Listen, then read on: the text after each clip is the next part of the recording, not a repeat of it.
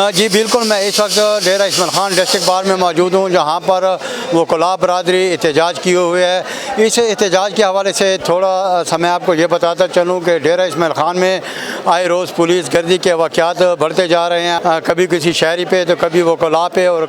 یہ اس قسم کے واقعات رونما ہوتے رہتے ہیں۔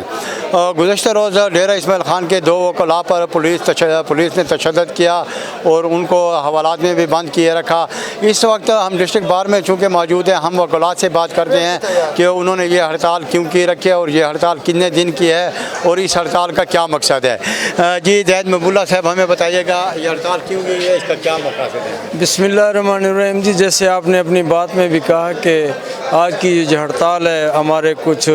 معزز وکلا تھے جو اپنے کسی ذاتی مسئلے کے لیے اپنے کسی عزیز کے ساتھ گئے تھے داد رسی کے لیے، اور پھر جب وہ متعلقہ تھانے میں پہنچے اور انہوں نے وہاں کے جو SHO صاحب تھے ان سے بات کی تو ان کو یہ ناگوار گزرا، اور اس کے نتیجے میں انہوں نے ان پہ تشدد بھی کیا اور ان کو حوالات میں بند کر دیا۔ ہمارے جو مختلف ادارے ہیں ان کو اپنا رویہ درست کرنا چاہیے، اور لوگوں کے ساتھ جو ان کا سلوک ہے، جو ان کا جو برتاؤ ہے وہ انتہائی نامناسب ہے، اور وکلا برادری بھی اگر کسی مسئلے میں ان کے پاس چلی جائے تو ان کے ساتھ بھی یہی سلوک ہو۔ شکریہ زید صاحب۔ یہ ملک طاہر ایڈوکیٹ بھی ہمارے ساتھ موجود ہیں، ان سے بھی بات کرتے ہیں، وہ ہمیں بتائیں گے۔ ممبر بار کونسل بھی ہیں، وہ ہمیں بتائیں گے کہ اس ہڑتال کیوں کی گئی ہے یا پولیس کی وجہ سے ان کو کن مسائل کا سامنا ہے۔ اعوذ باللہ من الشیطان الرجیم، بسم اللہ الرحمن الرحیم۔ جس طرح آپ نے اوائل میں ذکر کیا کہ پورے پاکستان میں بلکہ ڈیرہ اسماعیل خان میں خصوصاً نہ صرف عوام کے ساتھ بلکہ وکلا کے ساتھ پولیس گردی کے واقعات بہت شدت سے بڑھ گئے ہیں، اور دوسری طرف پولیس کا رویہ وکلا کے ساتھ اتنا بہیمانہ ہے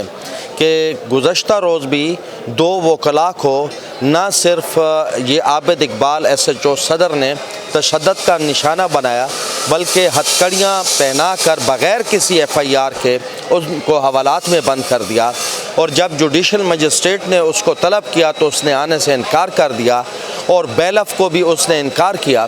تو اس صورتحال میں وکلا جب اپنے لیے انصاف تلاش نہیں کر سکیں گے تو وہ عوام کو کیا انصاف دے سکیں گے؟ اگر پولیس رویہ تبدیل نہ ہوا اور اس SHO کو اس زون سے باہر امیڈیٹلی سسپینڈ کر کے ٹرانسفر نہ کیا گیا تو ہم نے بار کونسل میں اس سلسلے میں نے بات کر لی اور پاکستان بار کونسل میں بھی بات کر لی، تو ہم اس ہڑتال کا دائرہ پہلے پورے KPK میں اور دوسرے مرحلے پر پاکستان میں اس کو لے کر جائیں گے۔ شکریہ جی۔ جی جس طرح کے ملک طاہر ایڈوکیٹ جو ممبر ہیں بار کونسل کے، انہوں نے بتایا کہ جو ہے یہ پولیس گردی کا واقعے پہ انہوں نے سخت نوٹس لیا ہوا ہے، اور یہ ہڑتال کا سلسلہ صرف ڈیرہ اسماعیل خان تک محدود نہیں رہے گا، پورے KPK میں اور پھر پاکستان بھر میں ہڑتال کی جائے گی، کیونکہ ان کا مطالبہ ہے کہ متعلقہ جو SHO ہے جس نے یہ پولیس گردی کی ہے اسے فوری طور پر ڈیرہ اسماعیل خان سے